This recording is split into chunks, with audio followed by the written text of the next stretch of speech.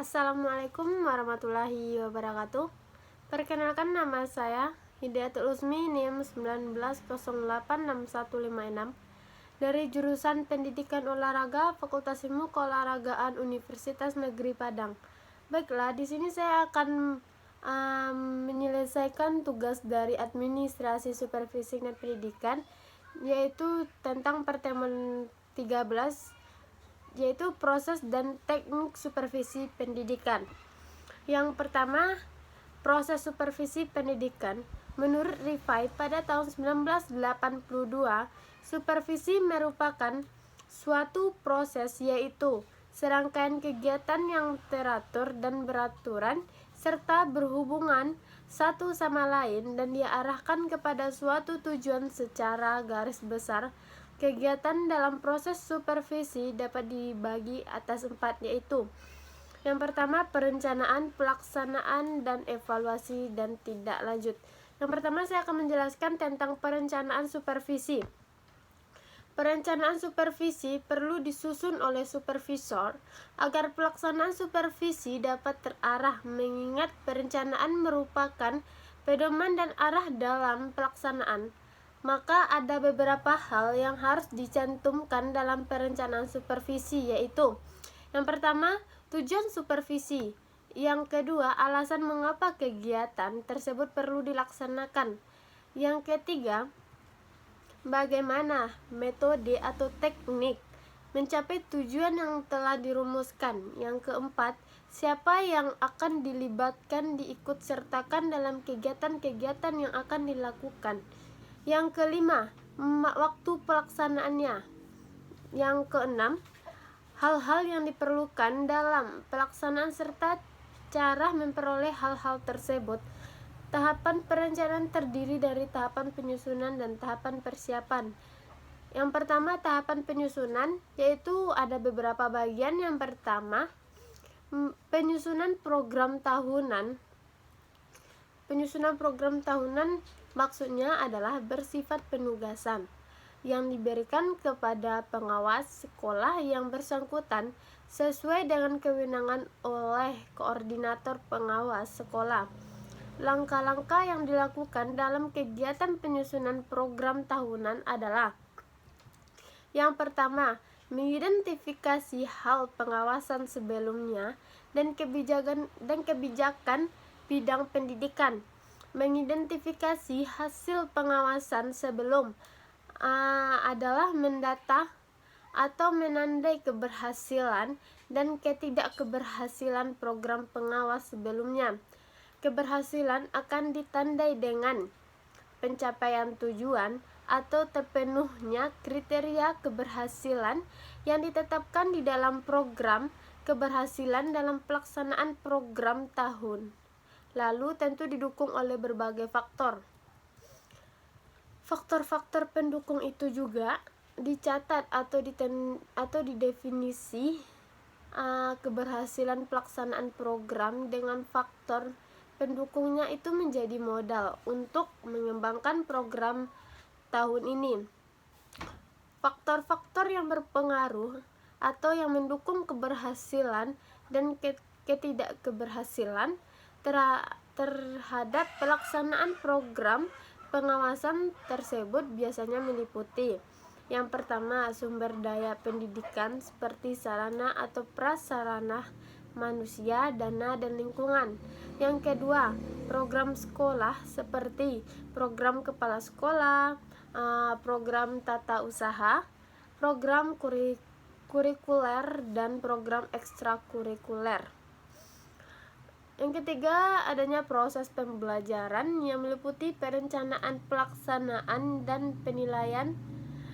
Yang keempat, hasil bekerja seperti hasil belajar seperti hasil ulangan harian, hasil ulangan umum, hasil ujian akhir semester, dan hasil ujian akhir nasional, dan hasil kegiatan mengembangkan diri atau ekstrakurikuler. Yang kedua, adanya mengelola dan menganalisis hasil pengawasan sebelumnya. Mengelola dan menganalisis hasil pengawasan tahun lalu meliputi beberapa kegiatan. Kegiatan itu diantara lain yang pertama,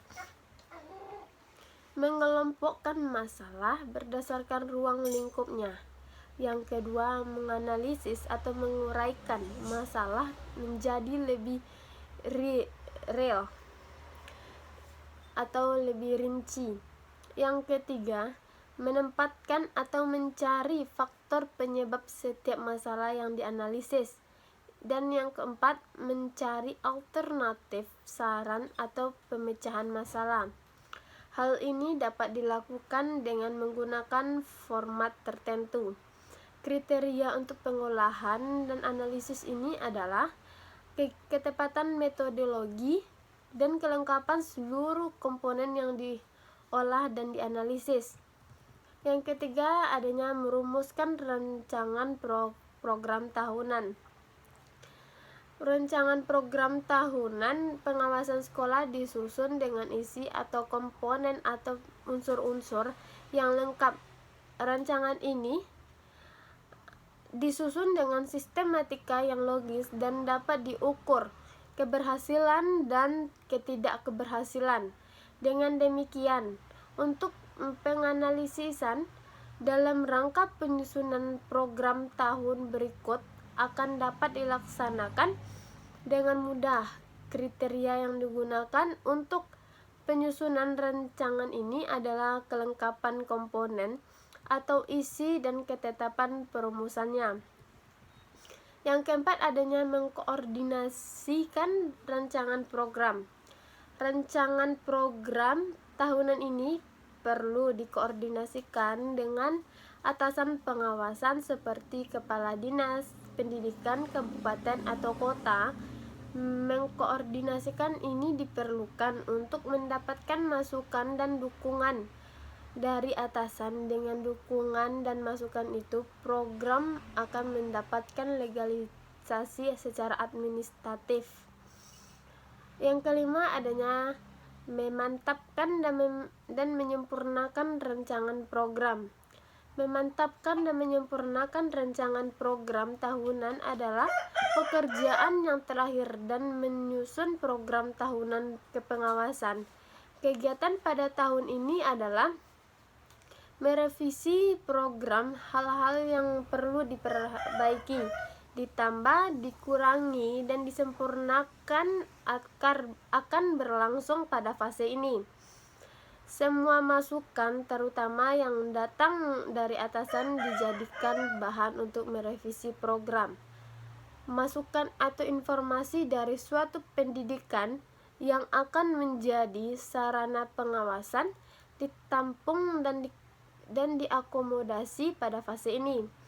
Selain itu, berbagai kemungkinan seperti perkembangan baru, informasi baru, teknologi, dan sejenisnya yang juga pantas dijadikan pertimbangan untuk memperbaiki program.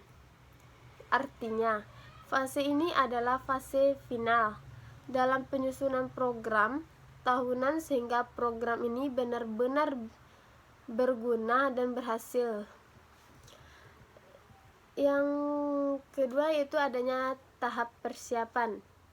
Dalam tahap ini yang perlu dipersiapkan, yang pertama, format atau instrumen supervisi.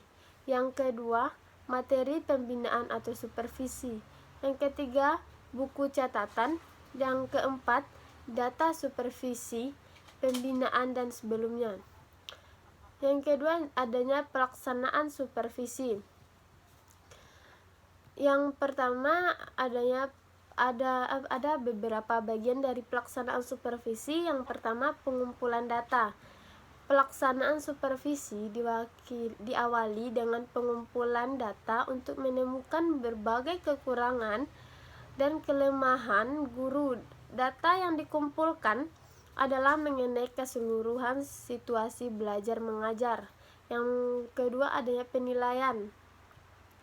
Data yang sudah dikumpulkan diolah kemudian dinilai. Penilaian ini dilakukan terhadap keberhasilan murid, keberhasilan guru, serta faktor-faktor penunjang dan penghambat dalam proses belajar mengajar. Yang ketiga, adanya deteksi kelemahan.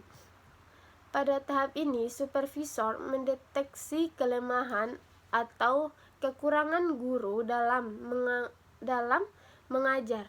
Dalam rangka mendeteksi kelemahan, supervisor memperhatikan beberapa hal yang berkaitan dengan pelaksanaan tugas guru, yaitu penampilan guru di depan kelas, penguasaan materi, penggunaan metode, hubungan antar personil, dan administrasi kelas. Yang keempat, adanya memperbaiki kelemahan.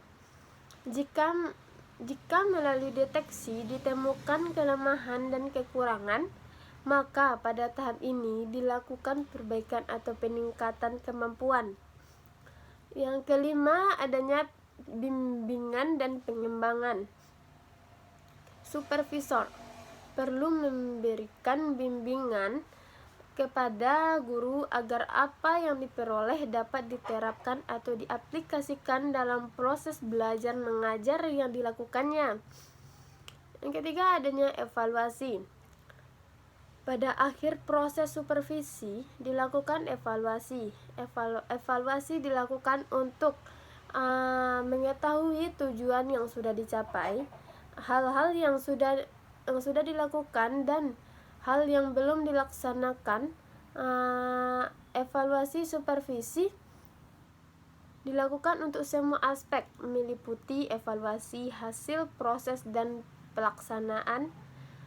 Teknik evaluasi yang dilakukan wawancara, yaitu teknik evaluasi yang dilakukan ada beberapa bagian. Yang pertama, wawancara, angket, observasi, penampilan dan tingkah laku guru, tunjangan atau kunjungan kelas, dan memperhatikan reaksi dan mendapatkan pihak ketiga seperti sesama guru, pengawas, dan orang tua.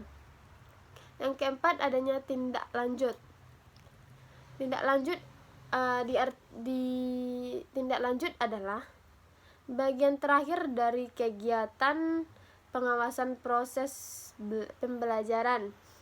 Tindakan lanjut merupakan justifikasi, rekomendasi, dan eksekusi yang disampaikan oleh pengawas atau kepala satuan pendidikan tentang pendidik yang menjadi sarana atau sasaran kepengawasan. Ada 3 alternatif tindak lanjut yang diberikan terhadap pendidik. Ketiga tindak lanjut itu adalah: yang pertama, adanya penguasaan dan penghargaan diberikan kepada guru yang telah memenuhi standar. Yang kedua, teguran yang bersifat mendidik diberikan kepada guru yang belum memenuhi syarat. Dan yang ketiga, guru diberi kesempatan untuk mengikuti pelatihan atau penataan lebih lanjut. Pendidikan perlu penguatan atas kompetensi yang dicapainya. Penguatan adalah bentuk pembenaran, bentuk legalisasi, dan bentuk pengakuan atas kompetensi yang dicapainya. Penguatan seperti ini diperlukan oleh pendidik, bukan hanya sebagai motivasi atas keberhasilannya, tetapi juga sebagai kepuasan individu dan kepuasan profesional atas kerja kerasnya. Penguatan seperti ini jarang, bahkan hampir tidak diterima oleh pendidik. Penghargaan bagi pendidik yang telah memenuhi standar perlu diberikan. Hal ini akan membedakan antara pendidik yang berkompetensi standar dengan yang belum standar. Bentuk penghargaan yang diberikan sesuai dengan kondisi pada satuan pendidikan bersangkutan atau ditentukan oleh kepala satuan pendidikan dan pengawasan sekolah yang menjadi pengawasan. Hal ini pun jarang, bahkan hampir tidak diperoleh guru selama ini.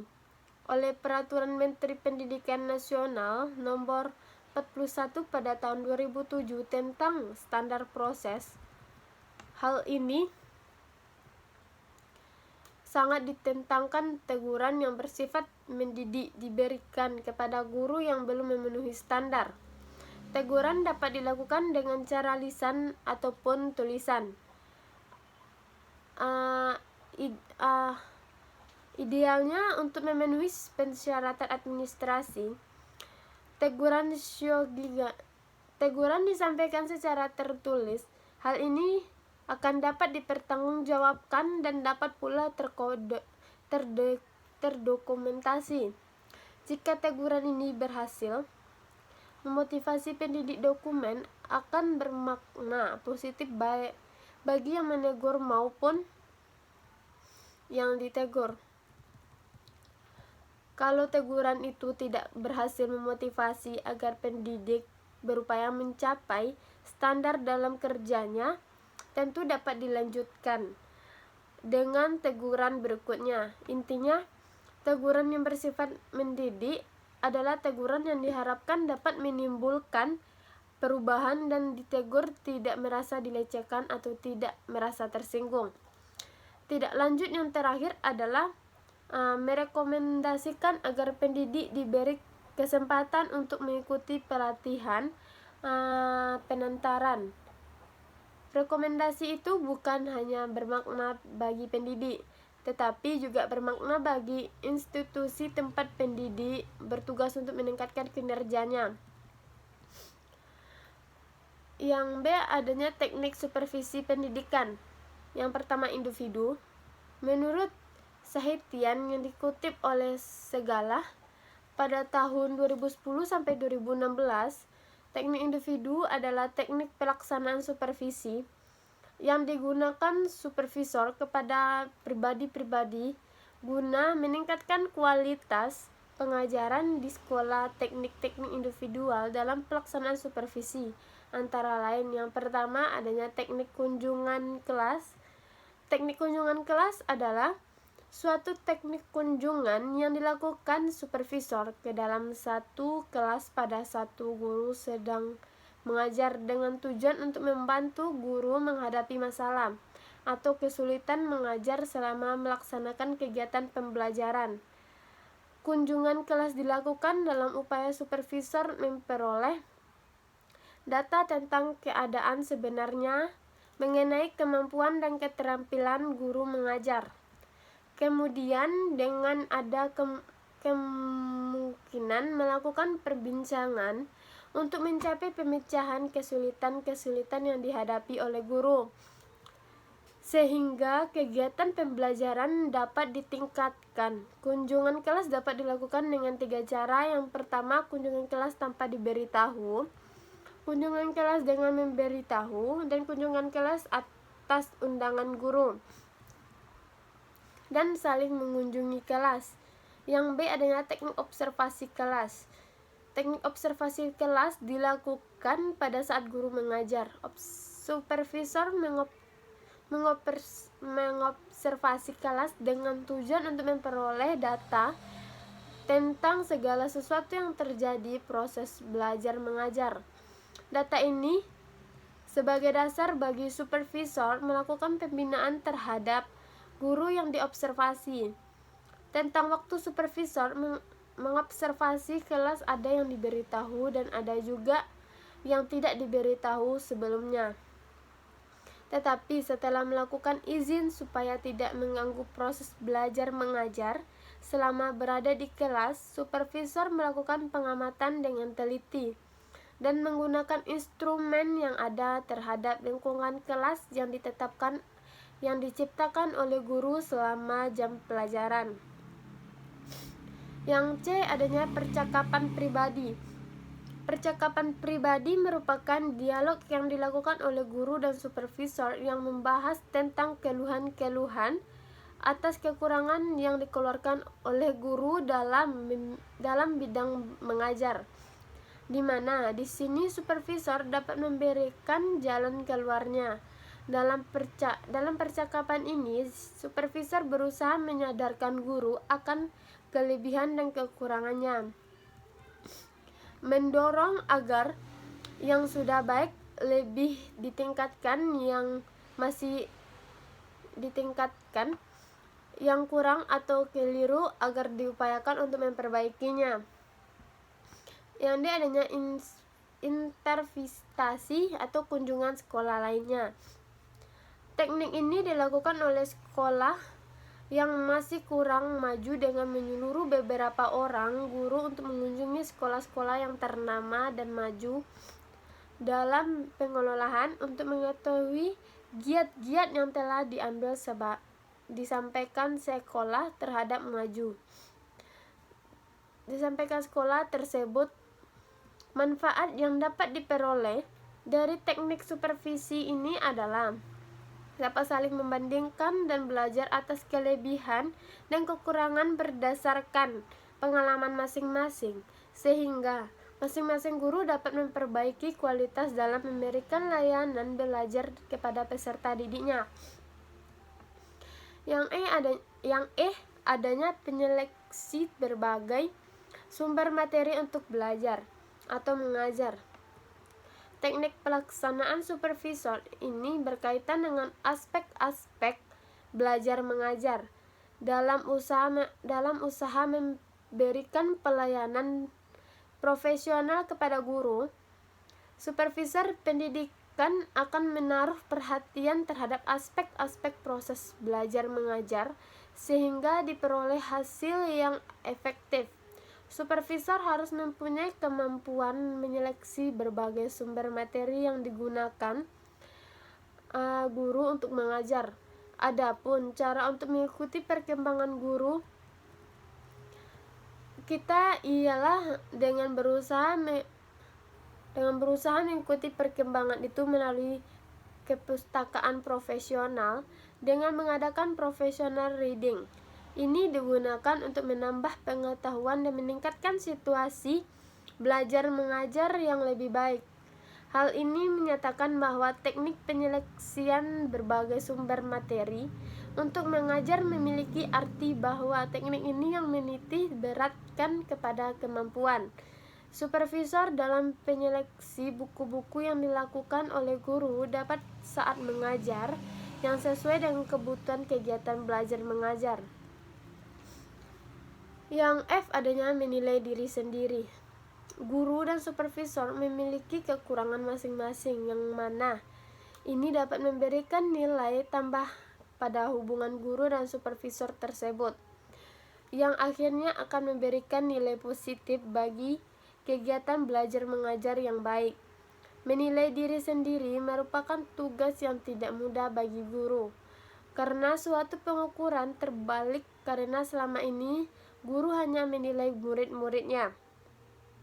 Ada beberapa cara atau alat yang dapat digunakan untuk menilai diri sendiri, antara lain membuat daftar pandangan atau pendapat yang disampaikan kepada murid-murid untuk menilai pekerjaan atau suatu aktivitas guru di muka kelas, yaitu dengan menyusun pertanyaan yang tertutup maupun terbuka tanpa perlu menyebutkan nama siswa. Yang kedua adanya kelompok. Teknik supervisi yang bersifat kelompok ialah teknik supervisi yang dilaksanakan dalam pembinaan guru secara bersama-sama oleh supervisor dengan sejumlah guru dalam suatu kelompok. Teknik supervisor yang bersifat kelompok antara lain yang pertama adanya pertemuan orientasi bagi guru baru.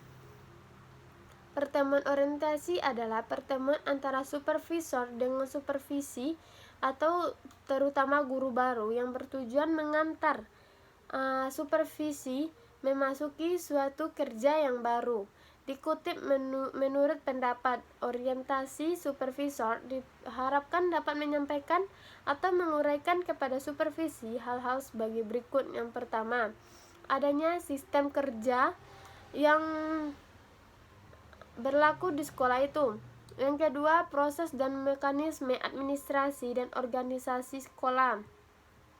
Yang ketiga, biasanya diiringi dengan tanya jawab dan penyajian seluruh kegiatan dan situasi sekolah.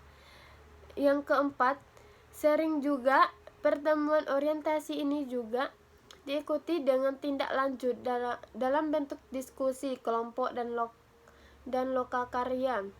Yang kelima, salah satu ciri yang sangat berkesan bagi pembinaan serta sosial dalam orientasi ini adalah makan bersama. Dan yang keenam, aspek lain yang membantu terciptanya suatu kerja ialah bahwa guru baru tidak merasa asing, tetapi guru baru merasa diterima dalam kelompok yang lain atau kelompok guru lain. Yang kedua, adanya rapat guru. Rapat guru adalah teknik supervisi kelompok melalui rapat guru yang dilakukan untuk membicarakan proses pembelajaran dan upaya atau cara meningkatkan profesi guru. Tujuan teknik supervisi rapat guru yang dikutip menurut pendapat Sagala pada tahun 2010-2012 dan Pidarta pada tahun 2009 adalah sebagai berikut. Yang pertama, menyatukan pandangan-pandangan guru tentang masalah-masalah dan mencapai makna dan tujuan pendidikan. Yang kedua, memberikan motivasi kepada guru untuk menerima dan melaksanakan tugas-tugasnya dengan baik secara dapat mengembangkan diri dan jabatan mereka secara maksimal. Yang ketiga, menyatukan pendapat tentang metode kerja yang baik guna pencapaian pengajaran yang maksimal. Yang keempat, membicarakan sesuatu melalui rapat guru yang bertalian dengan proses pembelajaran. Yang kelima, menyampaikan informasi baru seputar belajar dan pembelajaran, kesulitan-kesulitan mengajar dan cara mengatasi kesulitan mengajar secara bersama dengan semua guru di sekolah. Yang ketiga, adanya studi kelompok antar guru. Studi kelompok antar guru maksudnya adalah suatu kegiatan yang dilakukan oleh sejumlah guru yang memiliki keahlian di bidang studi tertentu seperti IPA, bahasa, IPS, dan sebagainya, dan dikontrol oleh supervisor agar kegiatan dimaksud tidak berubah menjadi ngobrol hal-hal yang tidak ada kaitannya dengan materi. Topik yang akan dibahas dalam kegiatan ini telah dirumuskan dan disepakati terlebih dahulu. Tujuan pelaksanaan teknik supervisi ini adalah sebagai berikut. Yang pertama, meningkatkan kualitas penguasaan materi dan kualitas dalam memberikan layanan belajar. Yang kedua, memberikan kemudahan bagi guru-guru untuk mendapatkan bantuan pemecahan masalah pada materi pengajaran. Yang ketiga, bertukar pikiran dan berbicara dengan sesama guru pada satu bidang studi atau bidang studi yang serumpun. Yang keempat, adanya diskusi. Diskusi merupakan salah satu teknik supervisi kelompok yang digunakan supervisor untuk mengembangkan berbagai keterampilan pada diri para guru dalam mengatasi berbagai masalah atau kesulitan dengan cara melakukan tukar pikiran antara satu dengan yang lain. Melalui teknik ini, supervisor dapat membantu para guru untuk saling mengetahui, memahami, atau mendalami suatu permasalahan sehingga secara bersama-sama akan berusaha mencari alternatif pemecahan masalah tersebut. Tujuan pelaksanaan supervisi diskusi adalah untuk memecahkan masalah yang dihadapi guru dan pekerjaan sehari-hari dan upaya meningkatkan profesi melalui diskusi. Yang kelima, adanya workshop. Workshop adalah suatu kegiatan belajar kelompok yang terjadi dari sejumlah pendidik yang sedang memecahkan masalah melalui percakapan dan bekerja secara kelompok. Hal-hal yang perlu diperhatikan pada waktu pelaksanaan workshop antara lain, yang pertama, adanya masalah yang dibahas bersifat live and tear dan muncul dari guru tersebut. Yang kedua, adanya selalu menggunakan secara secara maksimal aktivitas mental dan fisik dalam kegiatan sehingga tercapai perubahan profesi yang lebih tinggi dan lebih baik. Yang keenam, adanya tukar-menukar pengalaman. Tukar-menukar pengalaman adalah suatu teknik perjumpaan di mana guru disampaikan pengalaman masing-masing dalam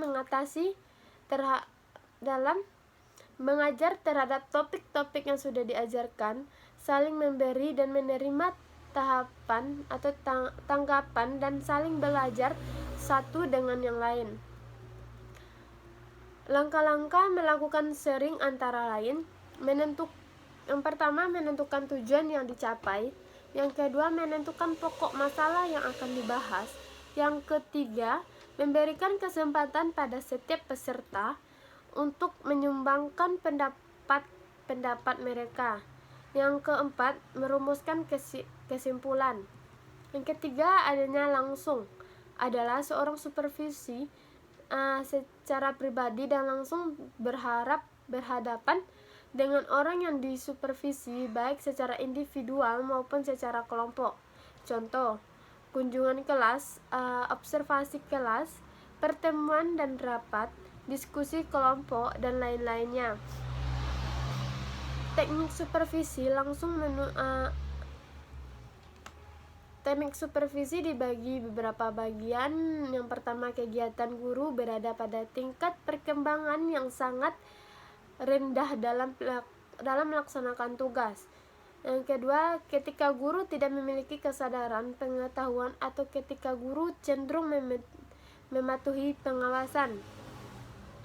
Yang ketiga, adanya ketika guru tidak memiliki keterlibatan dalam pengambilan keputusan dan pengawasan, dilibatkan dalam pengambilan keputusan.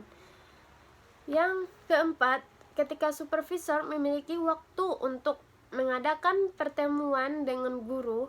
Yang kelima, ketika supervisor memiliki komitmen memecahkan berbagai isu, sementara guru tidak, dan ketika berbagai keputusan tidak menjadi perhatian guru, sementara guru menyukai supervisor membuat keputusan. Yang keempat, adanya tidak langsung adalah seorang supervisor secara tidak langsung menghadapi atau berhadapan dengan orang-orang yang disupervisi, tetapi mempergunakan berbagai alat untuk media komunikasi, contoh melalui radio, televisi, surat, papan pengumuman, dan lain-lainnya. Baik, sampai di sini dulu penjelasan materi dari saya. Kalau misalkan ada kata yang salah atau materi saya kurang lengkap atau kurang memahami, mohon dimaafkan. Assalamualaikum warahmatullahi wabarakatuh.